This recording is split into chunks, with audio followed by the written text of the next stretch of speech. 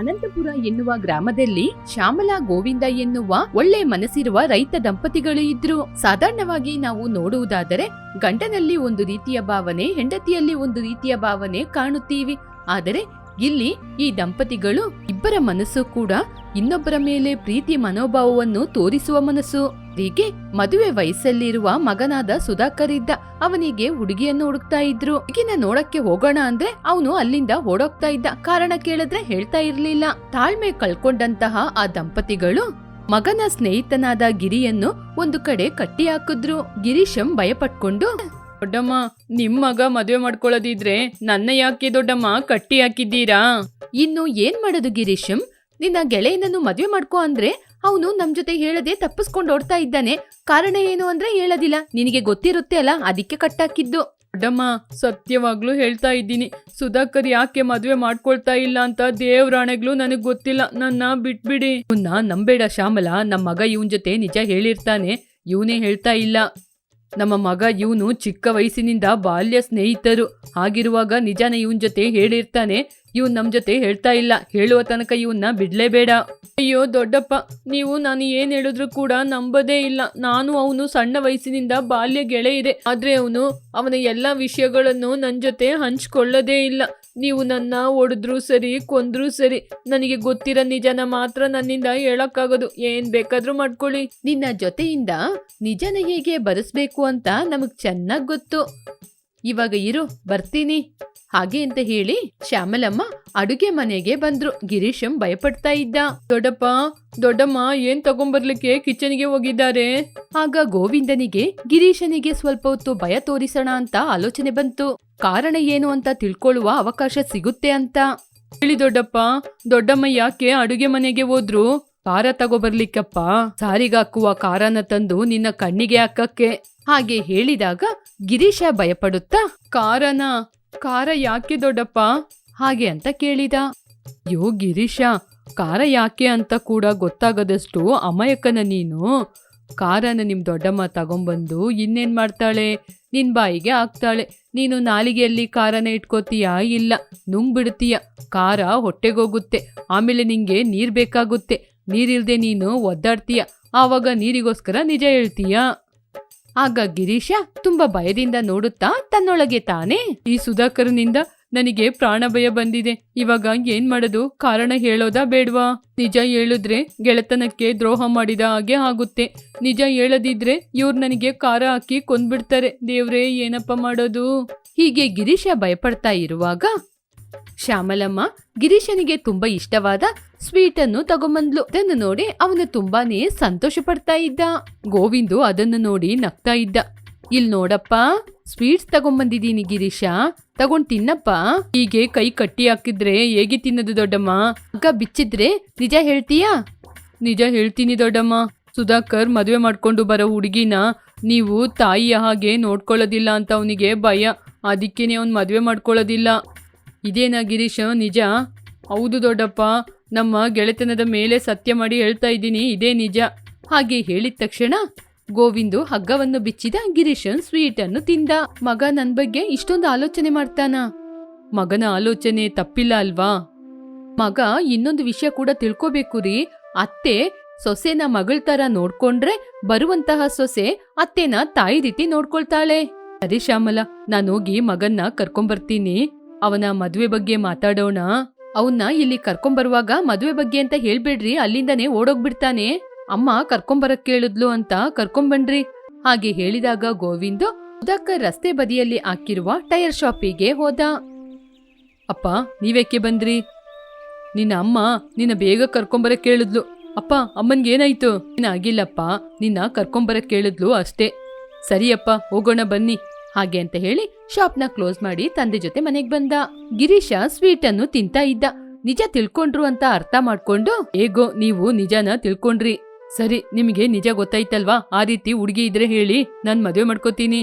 ಇಲ್ ನೋಡಪ್ಪ, ಪ್ರತಿಯೊಂದು ಮನೆಗೆ ಮದುವೆಯಾಗಿ ಬರುವಂತಹ ಸೊಸೆನ ಅತ್ತೆ ಮಾವನ ತಂದೆ ತಾಯಿ ರೀತಿ ನೋಡ್ಕೋಬೇಕು ಅಂತ ಹೇಳ್ತಾರೆ.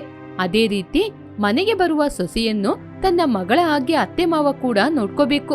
ಆವಾಗ್ಲೇ ಆ ಮನೆನೂ ಚೆನ್ನಾಗಿರೋದು, ಆ ಕುಟುಂಬನೂ ಚೆನ್ನಾಗಿರೋದು. ಹೀಗೆ ತಾಯಿಯ ಮಾತು ಕೇಳಿ ಅಮೃತವನ್ನು ಕುಡಿದ ಹಾಗೆ ಆಯ್ತು ಮಗನಿಗೆ. ಅಪ್ಪ, ನಾನು ಮದುವೆ ಮಾಡ್ಕೋತೀನಿ. ಆ ಅಮೃತವಳ್ಳಿ ಊರಿನ ಸಂಬಂಧ ಏನಾಯ್ತು ಅಂತ ನೋಡಿ. ಸುಧಾಕರ, ನಿಮ್ ತಾಯಿ ಹೇಳಿದ್ದು ಅರ್ಥ ಆಯ್ತು ತಾನೇ? ತುಂಬಾ ಚೆನ್ನಾಗಿ ಅರ್ಥ ಆಯ್ತಪ್ಪ. ನನಗೆ ಬರುವ ಹೆಂಡತಿಯನ್ನು ನನಗಿಂತ ನೀವೂನು ಅಮ್ಮನೂ ತುಂಬಾ ಪ್ರೀತಿಯಿಂದ ಅಭಿಮಾನದಿಂದ ನೋಡ್ಕೋತೀರಾ ಅಂತ ಗೊತ್ತು. ನನಗೆ ಬರುವ ಹೆಂಡತಿ ಕೂಡ ನಿಮ್ಮನ್ನು ಅಷ್ಟೇ ಪ್ರೀತಿಯಿಂದ ಅಷ್ಟೇ ಅಭಿಮಾನದಿಂದ ನೋಡ್ಕೊಳ್ತಾಳೆ ಅಂತ ನನಗೂ ಕೂಡ ನಂಬಿಕೆ ಇದೆ. ಸರಿಯಪ್ಪ, ನಾನು ಅಮೃತವಳ್ಳಿ ಸಂಬಂಧದ ಬಗ್ಗೆ ಮಾತಾಡಿ ನೋಡ್ತೀನಿ ಹಾಗೆ ಅಂತ ಹೊರಟೋದ. ಮಗ ಮದುವೆಗೆ ಒಪ್ಪಿಕೊಂಡ ಅಂತ ತಾಯಿಗೆ ತುಂಬಾನೇ ಸಂತೋಷವಾಯಿತು. ಹೀಗೆ ಒಂದೇ ವಾರದಲ್ಲಿ ಅಮೃತವಳ್ಳಿ ಗ್ರಾಮದ ವೈದೇಹಿ ಜೊತೆ ಮಗನಿಗೆ ಮದುವೆಯಾಯಿತು. ವೈದೇಹಿ ಮನೆಗೆ ಬಂದ್ಲು. ಅತ್ತೆ ಸೊಸೆ ಇಬ್ರು ತುಂಬಾ ಅನ್ಯೋನ್ಯದಿಂದ ಕೆಲಸ ಮಾಡುವುದನ್ನು ನೋಡಿ ಮಗ ತುಂಬಾನೇ ಹೆಮ್ಮೆ ಪಟ್ಟ. ಒಂದು ದಿನ, ಅತ್ತೆ, ಏನಮ್ಮ? ನನಗೆ ಮನೆಯ ಪದ್ಧತಿಗಳು ಗೊತ್ತಾಯ್ತು. ಯಾವಾಗ ಏನ್ ಮಾಡ್ಬೇಕು ಏನ್ ಮಾಡ್ಬಾರ್ದು ಅಂತ ಗೊತ್ತಾಯ್ತು. ನಾಳೆ ಬೆಳಿಗ್ಗಿಂದ ನೀವು ಬೇಗ ಎದ್ದೇಳ್ಬೇಡಿ, ನಾನೇ ಮಾಡ್ಕೋತೀನಿ. ಅಂಗಳಕ್ಕೆ ಮೊದ್ಲು ನೀರಾಕಿ ಸಾರಿಸಿ ರಂಗೋಲಿ ಹಾಕ್ತೀನಿ. ಒಂದು ನಿಮಿಷ ಇರಮ್ಮ, ಈ ಮನೆಯ ಪದ್ಧತಿ ನಿನ್ಗೆ ಗೊತ್ತಾಯ್ತು ಅಂತ ಹೇಳ್ದೆ ಅಲ್ವಾ? ಹೌದತ್ತೆ. ನಿನಗೆ ಒಂದು ಪರೀಕ್ಷೆ ಇಡ್ಲಾ ಹಾಗೆ ಅಂತ ಹೇಳಿದಾಗ ಗೋವಿಂದು ಮತ್ತು ಸುಧಾಕರ್ ತುಂಬಾ ಗೊಂದಲದಿಂದ ನೋಡ್ತಾ ಇದ್ರು. ಕೇಳಿ ಅತ್ತೆ. ಸರಿ ಅಮ್ಮ, ಅತ್ತು ಅಂದ್ರೆ ಅತ್ತೆ ಪ್ರಶ್ನೆನ ಕೇಳ್ತೀನಿ. ಎಲ್ಲದಕ್ಕೂ ಸರಿಯಾದ ಉತ್ತರವನ್ನು ಹೇಳ್ಬೇಕು. ಆವಾಗ್ಲೇ ನೀನು ಪಾಸ್ ಆದ ಹಾಗೆ. ಯಾವ್ದಾದ್ರೂ ಒಂದು ಪ್ರಶ್ನೆಗೆ ಉತ್ತರ ಹೇಳಲಿಲ್ಲ ಅಂದ್ರೆ ಕೂಡ ನೀನು ಫೇಲೇ. ಸರಿ ಅತ್ತೆ. ನಾನು ಯಾವ ಯಾವ ವಾರ ಮನೆ ಎದುರಿಗೆ ರಂಗೋಲಿ ಹಾಕ್ತೀನಿ? ಮಂಗಳವಾರ, ಶುಕ್ರವಾರ ಅತ್ತೆ. ಉತ್ತರವನ್ನು ಕೇಳಿ ಗೋವಿಂದು ಸುಧಾಕರ್ ಸಂತೋಷಪಟ್ರು. ಶ್ಯಾಮಲ ಒಂದಾದ ನಂತರ ಒಂದು 10 ಪ್ರಶ್ನೆಗಳಿಗೆ ಕೇಳಿದಾಗ ವೈದೇಹಿ ಸರಿಯಾದ ಉತ್ತರವನ್ನು ಹೇಳಿದ್ಲು. ಇದರಿಂದ ಶ್ಯಾಮಲ ತುಂಬಾ ಸಂತೋಷಪಟ್ಲು. ನನಗೆ ಅರ್ಥ ಆಯ್ತಮ್ಮ, ನೀನು ನನ್ನ ತಾಯಿ ರೀತಿ ನೋಡ್ಕೊಳ್ತಿದ್ದೀಯಾ ಅಂತ. ನಿಮ್ಮ ತಾಯಿ ಹಾಗೆ ಮಾತ್ರ ಅಲ್ಲತ್ತೆ, ನಿಮ್ ತಾಯಿನೇ. ಹೌದು, ಹೊರಗಡೆ ಬನ್ನಿ. ಏನ್ ನೋಡಿ ತಲೆಗೆ ಎಣ್ಣೆ ಹಾಕ್ತೀನತ್ತೆ. ನಿಮ್ಮ ನೆತ್ತಿನ ನೋಡ್ಕೊಳ್ಳಿ ಹೇಗಿದೆ ಅಂತ ಗೊತ್ತಾಗುತ್ತೆ. ಇವಾಗ ಯಾಕೆನೆ? ಬನ್ನಿ ಅತ್ತೆ. ಹಾಗೆ ಅಂತ ಶ್ಯಾಮಲನ ಮನೆಯ ಹೊರಗಡೆ ಕರ್ಕೊಂಡೋಗಿ ಒಂದು ಮಣೆ ಮೇಲೆ ಕೂರಿಸಿ ಅವಳು ಒಂದು ಕುರ್ಚಿಯ ಮೇಲೆ ಕೂತ್ಕೊಂಡು ಶ್ಯಾಮಲನ ತಲೆಗೆ ಎಣ್ಣೆ ಹಚ್ತಾ ಇದ್ಲು. ಅದನ್ನು ನೋಡಿ ತಂದೆ ಮಗ ತುಂಬಾ ಅಂದ್ರೆ ತುಂಬಾನೇ ಸಂತೋಷ ಪಡ್ತಾ ಇದ್ರು. ಅಪ್ಪ ಸುಧಾಕರು, ಇವಾಗ ನಿನ್ಗೆ ಸಂತೋಷ ಆಗ್ತಾ ಇದೀಯಾ? ತುಂಬಾ ಸಂತೋಷ ಆಗ್ತಿದೆಯಪ್ಪ. ತೇನ ತಾಯಿಯಾಗೆ ನೋಡ್ಕೊಳ್ಳುವ ವೈದೇಹಿಯಂತಹ ಹೆಂಡತಿ ಸಿಕ್ಕಿದ್ದು ನನಗೆ ತುಂಬಾ ಸಂತೋಷ. ನೀನ್ ಮಾತ್ರ ಅಲ್ಲಪ್ಪ, ವೈದೇಹಿ ಅಂತಹ ಸೊಸೆ ಸಿಕ್ಕಿದ್ದಕ್ಕೆ ನಿನ್ ತಾಯಿ ಕೂಡ ಪುಣ್ಯ ಮಾಡಿದಾಳೆ. ಇವಾಗಿನ ಜನರೇಷನ್ ಇರದೆ ಹೀಗೆ. ಮನೆಯಲ್ಲಿ ಹೆಣ್ಮಕ್ಳು ಅವರು ತಂದೆ ತಾಯಿ ಹೇಳಿದ ಮಾತನ್ನೇ ಕೇಳೋದಿಲ್ಲ. ಹಾಗಿರುವಾಗ ಅತ್ತೆ ಮಾವ ಹೇಳಿದ ಮಾತನ್ನ ಹೇಗೆ ಕೇಳ್ತಾರೆ?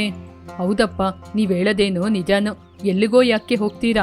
ಇಲ್ಲೇ ನಮ್ಮ ಪಂಚಾಯ್ತಿ ಆಫೀಸು ನಾಗೇಶ್ ಇದ್ದಾನಲ್ಲ, ಅವನ್ ಜೀವನ ಏನಾಯ್ತು ಅಂತ ಗೊತ್ತು ತಾನೆ? ನಾಗೇಶ್ ತಾಯಿ ತನ್ನ ಸೊಸೆಯನ್ನು ತುಂಬಾ ಚೆನ್ನಾಗಿ ನೋಡ್ಕೊಳ್ತಾ ಇದ್ರು. ಆದ್ರೆ ಆ ಹುಡುಗಿ ಏನ್ ಮಾಡಿದ್ಲು? ಅತ್ತೆನ ಒಡಿಯೋದು ಬೈಯೋದು ಅಂತ ಇದ್ಲು. ಆ ನೋವುಗಳನ್ನ ಸಹಿಸಕ್ಕಾಗದೆ ಪಾಪ ಆ ವಯಸ್ಸಾದ ಮುದುಕಿ. ನಾನು ಮದ್ವೆ ಬೇಡ ಅನ್ನೋದಿಕ್ಕೆ ಇದು ಕೂಡ ಒಂದು ಕಾರಣವಾಗಿತ್ತಪ್ಪ. ಮದ್ವೆ ಮಾಡ್ಕೊಂಡು ನಾನ್ ಸಂತೋಷವಾಗಿರ್ಬೇಕು ಅಂತ ನನ್ನ ಕಷ್ಟಪಟ್ಟು ಸಾಕಿದಂತಹ ನನಗೆ ಜನ್ಮ ಕೊಟ್ಟ ತಂದೆ ತಾಯಿಗೆ ಕಷ್ಟ ಕೊಡ್ಬಾರ್ದಲ್ವಾ? ಎಲ್ಲರೂ ಹಾಗೆ ಇರೋದಿಲ್ಲಪ್ಪ. ನಮ್ ವೈದೇಹಿನ ನೋಡು, ಆ ಕಡೆ ಅತ್ತೆ ಮಾವ ಮಾತು ಕೇಳ್ಕೊಂಡು ತಂದೆ ತಾಯಿ ಮಾತು ಕೇಳ್ಕೊಂಡು ಹೇಗೆ ಇದ್ದಾಳೆ ಅಂತ. ಚೆನ್ನಾಗಿ ಕೆಲಸ ಮಾಡ್ತಾಳೆ. ಅವಳ ಮನ್ಸಿಗೆ ಬಂದಿದ್ನ ಹಾಗೆ ನೇರವಾಗಿ ಹೇಳ್ತಾಳೆ. ಈ ರೀತಿ ಇದ್ರೆ ಎಲ್ರಿಗೂ ಸಂತೋಷ ತಾನೆ? ಹೌದಪ್ಪ, ವೈದೇಹಿ ನನಗೆ ಹೆಂಡತಿಯಾಗಿ ಸಿಕ್ಕಿದ್ದು ನಿಜವಾಗ್ಲೂ ನನ್ನ ಅದೃಷ್ಟನೇ. ಹೀಗೆ ಮಾತನಾಡಿಕೊಂಡು ತುಂಬಾ ಸಂಭ್ರಮದಲ್ಲಿ ಇದ್ರು ತಂದೆ ಮಗ. ಆ ದಿನ ಹೀಗೆ ಹಾಗೇನೆ ಕಳೆದು ಹೋಯಿತು. ಮರುದಿನ ವೈದೇಹಿ ಎಂದಿನಂತೆ ಎಲ್ಲರಿಗೂ ತುಂಬಾ ಇಷ್ಟವಾದ ಅಡಿಗೆಯನ್ನು ಮಾಡಿ ಎಲ್ಲರೂ ಕೂತ್ಕೊಂಡು ಸಂತೋಷವಾಗಿ ಮಾತಾಡ್ಕೊಂಡು ಊಟವನ್ನು ಮಾಡ್ತಾ ಇದ್ರು. ವೈದೇಹಿ ತನ್ನ ಅತ್ತೆ ಮನೆಯಲ್ಲಿ ಸಂತೋಷವಾಗಿ ಜೀವನ ಮಾಡ್ತಾ ಇದ್ಲು. ಮೊದ್ಲು ಮದ್ವೆ ಅಂದ್ರೆ ಭಯಪಟ್ಟು ಓಡ್ತಾ ಇದ್ದ ಸುಧಾಕರ್ ತನ್ನ ತಾಯಿಯ ಮಾತಿಗೆ ಬೆಲೆ ಕೊಟ್ಟು ತನ್ನ ತಾಯಿಯನ್ನು ನಾನು ಸೊಸೆಯನ್ನು ಮಗಳ ರೀತಿ ನೋಡ್ಕೊಳ್ತೀನಿ ಅಂತ ಹೇಳಿದ ಮಾತಿಗೋಸ್ಕರ ಸುಧಾಕರ್ ಮದ್ವೆಯಾದ. ಅವನು ಅಂದುಕೊಂಡ ಹಾಗೆ ವೈದೇಹಿ ಅವನ ತಂದೆ ತಾಯಿನ ಅವಳ ತಂದೆ ತಾಯಿ ರೀತಿ ವೈದೇಹಿ ನೋಡಿಕೊಂಡ್ಲು. ಹೀಗೆ ಆ ಕುಟುಂಬ ತುಂಬಾನೇ ಸಂತೋಷವಾಗಿ ಇದ್ರು. ಸಿಂಗಾರಪಳ್ಳಿ ಎನ್ನುವ ಗ್ರಾಮದಲ್ಲಿ ಒಂದು ಬಡ ಗುಡಿಸಿಲಿನಲ್ಲಿ ಸುಧಾಕರ್ ವೈದೇಹಿ ಎನ್ನುವ ಬಡ ದಂಪತಿಗಳು ಇದ್ರು. ಅವರು ಕಷ್ಟಪಟ್ಟು ಹೊಲದಲ್ಲಿ ಕೆಲಸ ಮಾಡಿಕೊಂಡು ಅದರಲ್ಲಿ ಬಂದ ಹಣದಲ್ಲಿ ತನ್ನ 2 ಮಕ್ಕಳನ್ನು ನೋಡಿಕೊಳ್ತಾ ಇದ್ರು. ಅವರು ಕಷ್ಟಪಟ್ಟು ಹೊಲದಲ್ಲಿ ಕೆಲಸ ಮಾಡಿದ್ರು ಕೂಡ ಒಂದು ಸಣ್ಣ ಮನೆಯಲ್ಲಿ ಸಣ್ಣ ಸಣ್ಣ ಪಾತ್ರೆಗಳನ್ನು ಇಟ್ಟುಕೊಂಡು ಮಕ್ಕಳಿಗೆ ಬಟ್ಟೆ ಕೂಡ ಇಲ್ಲದೆ 3 ಹೊತ್ತು ಹೊಟ್ಟೆ ತುಂಬಾ ಊಟ ಕೂಡ ಇಲ್ಲದೆ ಕಷ್ಟದ ಜೀವನದಲ್ಲಿದ್ರು. ತನ್ನ ಮಕ್ಕಳನ್ನು ಸರ್ಕಾರಿ ಶಾಲೆಯಲ್ಲಿ ಓದಿಸ್ತಾ ಇದ್ರು. ಶಾಲೆಗೆ ರಜೆ ಬಿಟ್ಟ ಕಾರಣ, ಅಪ್ಪ ನಾವಿಬ್ರು ಅಜ್ಜಿ ಮನೆಗೆ ಹೋಗ್ತೀವಿ. ಹೌದಪ್ಪ, ನಾವಿಬ್ರು ಅಜ್ಜಿ ಮನೆಗೆ ಹೋಗ್ತೀವಿ. ಇರೋದ್ರಲ್ಲಿ ಸಂತೋಷವಾಗಿ ನಾವು ನಮ್ಮ ಮನೆಯಲ್ಲೇ ಇರ್ಬೇಕು. ಅಪ್ಪ, ಇದು ಮನೆ ಅಲ್ಲಪ್ಪ, ಗುಡಿಸಲು. ಹೌದಮ್ಮ, ನಾವು ಇರುವ ತನಕ ಈ ಗುಡಿಸಲ ಮನೆಯಲ್ಲೇ ಇರೋಣ ಅಂತ ಹೇಳ್ತಿದ್ದಾರೆ. ಏನಮ್ಮ, ನಾವಿಬ್ರು ಅಜ್ಜಿ ಮನೆಗೆ ಹೋಗ್ತೀವಿ ಅಂದ್ರೆ ನೀವಿಬ್ರು ಯಾಕಮ್ಮ ನಮ್ನ ಅರ್ಥ ಮಾಡ್ಕೊಳಲ್ಲ? ಅರ್ಥ ಆಗುತ್ತಮ್ಮ. ನಮ್ಮ ಮನೆಯಲ್ಲಿದ್ರೆ ನೀವು 2 ಹೊತ್ತು ಗಂಜಿ ಊಟನ ತಿಂತೀರಾ, ಅಜ್ಜಿ ಮನೆಗೆ ಹೋದ್ರೆ ಸಾರಲ್ಲಿ ಊಟ ಮಾಡ್ತೀರಾ. ಅದಲ್ಲಪ್ಪ, ಆದ್ರೂ ನೀವ್ ಹೇಳದೇನೋ ನಿಜಾನೇ. ನಮಗೆ ಗೊತ್ತಮ್ಮ ನೀವ್ ಯಾಕೆ ಅಜ್ಜಿ ಮನೆಗೆ ಹೋಗ್ತೀನಿ ಅಂತ ಹೇಳ್ತಿದ್ದೀರಾ ಅಂತ. ಆದ್ರೆ ನಿಮ್ನ ಅಜ್ಜಿ ಮನೆಗೆ ಕಳ್ಸಲ್ಲ. ಯಾಕಪ್ಪ? ನಮಗೆ ಇಷ್ಟ ಆಗಲ್ಲಪ್ಪ. ಯಾವುದೇ ಸಂದರ್ಭದಲ್ಲಿ ನಮ್ಮ ಮಕ್ಕಳು ನಮ್ಮ ಮನೆಯಲ್ಲಿ ಇರೋದ್ನ ತಿನ್ಕೊಂಡು ಯಾವಾಗ್ಲೂ ನಮ್ ಜೊತೆನೇ ಇರ್ಬೇಕು. ಯಾಕಪ್ಪ? ಯಾವಾಗ್ಲೂ ನಾವು ಅಜ್ಜಿ ಮನೆಗೆ ಹೋಗ್ತೀವಿ ಅಂದಾಗ ಸರಿ ಅಂತ ಹೇಳ್ತಾ ಇದ್ರಿ, ಆದ್ರೆ ಇವತ್ ಯಾಕಪ್ಪ ನೀವು ಬೇಡ ಅಂತ ಹೇಳ್ತಿದ್ದೀರಾ? ನೀವಿಬ್ರು ನಾವು ಹೋಗ್ಲೇಬಾರ್ದು ಅಂತ ತುಂಬಾ ಹಠ ಮಾಡಿ ಹೇಳ್ತಿದ್ದೀರಾ. ಹೌದಮ್ಮ, ನೀವು ತಿನ್ನುವಂತಹ 2 ತುತ್ತು ಅನ್ನಕ್ಕೋಸ್ಕರ ಅಜ್ಜಿ ಮನೆಗೆ ಹೋಗಿ ಅಲ್ಲಿರುವವರ ಕೈಯಲ್ಲಿ ಬೇಕಾದಷ್ಟು ಬೈಗಳನ್ನ ತಿನ್ಕೋತೀರಾ. ಯಾವ ಕಾಲದಲ್ಲಾದ್ರೂ ಯಾವ ರಜೆಯಲ್ಲಾದ್ರೂ ನಮ್ಮ ಮನೆಯಲ್ಲಿ ಇರುವಂತಹ ಗಂಜಿಯನ್ನು ಕುಡ್ಕೊಂಡು ಸಂತೋಷವಾಗಿರೋಣ, ಅಲ್ಲಿ ಇಲ್ಲಿ ಹೋಗ್ತೀವಿ ಅಂತ ಹೇಳ್ಬೇಡಿ. ಹಾಗೆ ಹೇಳಿದಾಗ ತಂದೆಯ ಕಷ್ಟವನ್ನು ಅರ್ಥ ಮಾಡಿಕೊಂಡು, ಸರಿಯಪ್ಪ, ನೀವ್ ಇಷ್ಟೊಂದು ಹೇಳ್ತಿದ್ದೀರಲ್ಲ, ನಾವ್ ಯಾರ ಮನೆಗೂ ಹೋಗಲ್ಲ. ಈ ರಜೆಯಲ್ಲಿ ನಮ್ಮ ಮನೆಯ ಅಂಗಳದ ಹತ್ರ ಆಟ ಆಡ್ತೀವಿ, ಆಮೇಲೆ ಹೊಲದಲ್ಲಿ ಕೂಡ ಆಟ ಆಡ್ತೀವಿ, ಆಮೇಲೆ ನೀವು ಕೆಲಸ ಮಾಡುವಾಗ ಅಲ್ಲಿ ಬಂದ ಆಟ ಆಡ್ತೀವಿ, ತೋಟದಲ್ಲೂ ಆಟ ಆಡ್ತೀವಿ. ಆ ಮಾತನ್ನು ಕೇಳಿ ಸುಧಾಕರ್ ವೈದೇಹಿ ತುಂಬಾ ಸಂತೋಷ ಪಟ್ರು. ಆ ನಂತರ ಊಟ ಮಾಡಿ ಎಲ್ಲರೂ ಮಲಗಿ ನಿದ್ರೆ ಮಾಡಿದ್ರು. ಆದರೆ ಮಕ್ಕಳಿಗೆ ಮಾತ್ರ ಶೆಕೆ ಜಾಸ್ತಿ ಆದ ಕಾರಣ ನಿದ್ರೆ ಬರ್ಲಿಲ್ಲ. ಸುಧಾಕರ್ ವೈದೇಹಿ ಹೊಲದಲ್ಲಿ ಕಷ್ಟಪಟ್ಟು ಕೆಲಸ ಮಾಡಿದ ಕಾರಣ ಮಲಗಿ ನಿದ್ರೆ ಮಾಡಿದ್ರು. ಮಕ್ಕಳಿಬ್ಬರು ಎದ್ದು ಗುಸುಗುಸು ಅಂತ ಮಾತಾಡ್ತಿದ್ರು. ಅಕ್ಕ, ನಾವಿಬ್ರು ಹೊರಗಡೆ ಹೋಗಿ ಮಂಚದ ಮೇಲೆ ಮಲ್ಕೊಳ್ಳೋಣ, ಇಲ್ಲಿ ತುಂಬಾ ಶೆಕೆ ಆಗ್ತಾ ಇದೆ, ಮಲ್ಗಕ್ಕಾಗ್ತಿಲ್ಲ. ಹೌದು ಕಣೋ, ತಂದೆ ಜೊತೆ ನಾನು ಎಷ್ಟೋ ಸಲ ಹೇಳ್ದೆ ಫ್ಯಾನ್ ತಗೋಬನ್ನಿ ಅಂತ, ಆದ್ರೆ ಮಗಳೇ ಇವಾಗ ಹಣ ಇಲ್ಲಮ್ಮ ಅಂತಾರೆ. ಅಕ್ಕ, ಸೌಂಡ್ ಆಗಿ ಮಾತಾಡ್ಬೇಡ, ಅಪ್ಪ ಅಮ್ಮ ಎದ್ಬಿಡ್ತಾರೆ. ಹಾಗೆ ಹೇಳಿ ಅವರಿಬ್ಬರು ನಿಧಾನವಾಗಿ ಹೊರಗಡೆ ಬಂದು ಅಲ್ಲೇ ಇದ್ದ ಮಂಚದಲ್ಲಿ ಮಲಗಲು ನೋಡಿದ್ರು. ತಂದೆ ತಾಯಿ ಇಬ್ರು ಮನೆಯೊಳಗೆ ಗಾಢವಾದ ನಿದ್ರೆಯಲ್ಲಿದ್ರು. ಮಕ್ಕಳಿಬ್ಬರು ಮಾತನಾಡಿಕೊಂಡು ಗಾಢವಾಗಿ ನಿದ್ರೆಗೆ ಜಾರಿದ್ರು. ಹೀಗೆ ಆ ದಿನ ಕಳೆಯಿತು. ಮರುದಿನ ಬೆಳಿಗ್ಗೆ ಸುಧಾಕರ್ ಎದ್ದು ಹೊಲದ ಕೆಲ್ಸಕ್ಕೆ ಹೋದ. ಮಕ್ಕಳಿಬ್ಬರು ಮನೆಯಲ್ಲೇ ಕೂತ್ಕೊಂಡು ಕಲಿತಾ ಇದ್ರು. ಅಕ್ಕ, ಇವತ್ ನೀ ನನ್ಗೆ ಲೆಕ್ಕ ಹೇಳ್ಕೊಡ್ಬೇಕು. ಸರಿ ಕಣೋ, ಖಂಡಿತವಾಗಿ ನನಗ್ ಗೊತ್ತಿರೋದು ಹೇಳ್ಕೊಡ್ತೀನಿ. ಹಾಗೆ ಹೇಳ್ತಾ ಇದ್ದಾಗ ರೋಹಿತ್, ಅಕ್ಕ, ನನಗೆ ಟೀಚರ್ ಪ್ಲಸ್ ಮೈನಸ್ ಮಾತ್ರ ಅಕ್ಕ ಹೇಳಿಕೊಟ್ಟಿರೋದು. ಸರಿ ತಮ್ಮ, ಇವಾಗ ನಾವಿಬ್ರು ಅದನ್ನೇ ಕಲಿಯೋಣ. ನಾನ್ ನಿನ್ಗೆ ಲೆಕ್ಕ ಕೊಡ್ತೀನಿ, ನೀನ್ ಮಾಡ್ಬೇಕು. ಒಂದು ನಂಬರಿಗೆ ಇನ್ನೊಂದು ನಂಬರನ್ನು ಜೋಡಿಸಿದಾಗ ಬರುವುದೇ ಪ್ಲಸ್ ಕಣೋ. 2ಕ್ಕೆ 2 ಕೂಡ್ಸಿದ್ರೆ 4, 4ಕ್ಕೆ 2 ಕೂಡ್ಸಿದ್ರೆ 6. ನಿಗೆ ಗೊತ್ತಕ್ಕ? ಹಾಗಾದ್ರೆ ಸರಿ, ನಾನ್ ನಿನ್ಗೆ ನಂಬರ್ ಹಾಕೊಡ್ತೀನಿ, ನೀ ಲೆಕ್ಕ ಮಾಡ್ತೀಯಾ? ಸರಿ ಅಕ್ಕ. ಹೀಗೆ ಅಕ್ಕ ತಮ್ಮ ಇಬ್ರು ಓದ್ತಾ ಇದ್ರು. ಹಚ್ಚ ಹಸಿರಿನಿಂದ ಕೂಡಿದ ಹೊಲದಲ್ಲಿ ಗಂಡ ಹೆಂಡತಿ ಇಬ್ರು ಕೆಲಸ ಮಾಡುವಾಗ, ಇವಾಗಷ್ಟೇ ಆಲೋಚನೆ ಆಯ್ತು, ನಾವು ಬೆಳಿಗ್ಗೆ ಬರುವಾಗ ಸದಾನಂದ ಅಯ್ಯನನ್ನು ನೋಡಿ ಬರ್ಬೋದಾಗಿತ್ತು. ಅವ್ರು ಮಾತ್ರ ಮನೆಗೆ ಹೋದ್ರೆ ಮಕ್ಳು ಅವ್ರನ್ನ ನೋಡಿ ಎದುರ್ತಾರೆ. ಅಯ್ಯೋ ವೈದೇಹಿ, ನನಗೆ ಮರ್ತೇ ಹೋಯ್ತು. ಬೆಳಿಗ್ಗೆ ಬರುವಾಗ ಸದಾನಂದ ಅಯ್ಯನ ನೋಡಿ ಬರೋಣ ಅನ್ಕೊಂಡೆ, ಆದ್ರೆ ಬರುವ ಅರ್ಜೆಂಟಲ್ಲಿ ಮರ್ತ್ಬಿಟ್ಟೆ. ಅವ್ರು ಸಂಜೆ ಮನೆಗೆ ಬಂದ್ರೆ, ನಾವಿಬ್ರು ಕೆಲ್ಸ ಮುಗಿಸ್ಕೊಂಡೋಗುವಾಗ ನೀನ್ ಮನೆಗೋಗು, ನಾನು ಹೋಗಿ ಅವ್ರನ್ನ ನೋಡಿ ಬರ್ತೀನಿ. ಹುಷಾರಿಲ್ಲದ ನಮ್ಮ ಮಗನನ್ನು ಕಾಪಾಡ್ಬೇಕು ಅಂತ ನಾವು ಆ ಸಮಯದಲ್ಲಿ ಮಾಡಿದ ಸಾಲ ಇವಾಗ ನಮ್ ತಲೆ ಮೇಲೆ ಬಂದ್ ಕೂತಿದೆ. ತುಂಬಾ ಭಯ ಆಗ್ತಿದೆ. ಚಿಂತೆ ಮಾಡ್ಬೇಡ ವೈದೇಹಿ, ಆ ದೇವರಿದ್ದಾನೆ. ನಮ್ಮ ಮಗ ಬಾವಿಗೆ ಬಿದ್ದಾಗ 1 ರೂಪಾಯಿ ದುಡ್ಡಿರ್ಲಿಲ್ಲ. ಆವಾಗ ಆ ದೇವ್ರು ಸದಾನಂದಯ್ಯ ರೂಪದಲ್ಲಿ ಬಂದು ನಮ್ಮ ಮಗನ್ನ ಕಾಪಾಡಿದ್ರು. ಮೊದ್ಲು ಅವರು ನಮ್ಗೆ ಸಹಾಯ ಮಾಡಿದ್ದು ಅನ್ಕೊಂಡಿದ್ದು, ಆದ್ರೆ ಅವ್ರು ನಮ್ಗೆ ಸಾಲ ಕೊಟ್ಟಿದ್ದು. ಒಂದು ವಿಧದಲ್ಲಿ ಅವರು ಸಾಲ ಕೊಟ್ಟಿದ್ದು ಒಳ್ಳೇದೇ ಆಯ್ತು. ಹಾಗೆ ಏನ್ರಿ ಅವ್ರು ನಮ್ಗೆ ಸಹಾಯ ಮಾಡಿದ್ರು? ವೈದೇಹಿ, ನಮ್ಮ ಮಗ ಜೀವಕ್ಕೆ ಹೋರಾಡ್ತಾ ಇದ್ದಾಗ ಅವರು ಹಿಂದೆ ಮುಂದೆ ಆಲೋಚನೆ ಮಾಡದೆ ಮೊದ್ಲು ಹಣವನ್ನು ಕೊಟ್ಟು ಮೊದ್ಲು ಹಾಸ್ಪಿಟ್ಲಿಗೆ ತಗೊಂಡೋಗಿ ಕಟ್ಟು ಅಂತ ಹೇಳಿದ್ರು. ಆ ನಂತರ ನಾವು ಹಾಸ್ಪಿಟ್ಲಿಗೆಲ್ಲ ಹೋಗಿ ಮನೆಗೆ ಬಂದ ಮೇಲೇನೆ ಹಣದ ಬಗ್ಗೆ ಮಾತಾಡಿದ್ದು. ಅದನ್ನೆಲ್ಲ ನೀನು ಮರ್ತ್ಬಿಟ್ಟ ವೈದೇಹಿ? ಹೌದು ರೀ, ನಾನು ಅದನ್ನ ಆಲೋಚನೆನೇ ಮಾಡ್ಲಿಲ್ಲ. ಸರಿ ವೈದೇಹಿ, ಬಿಸಿಲು ಕಡಿಮೆ ಆಯ್ತು, ಬೇಗ ಬೇಗ ಕೆಲಸ ಮುಗಿಸ್ಕೊಂಡು ಮನೆಗೆ ಬೇಗ ಹೋಗೋಣ. ಹಾಗೆ ಹೇಳುತ್ತಾ ಹೊಲದಲ್ಲಿ ಕೆಲಸ ಮಾಡ್ತಿದ್ರು.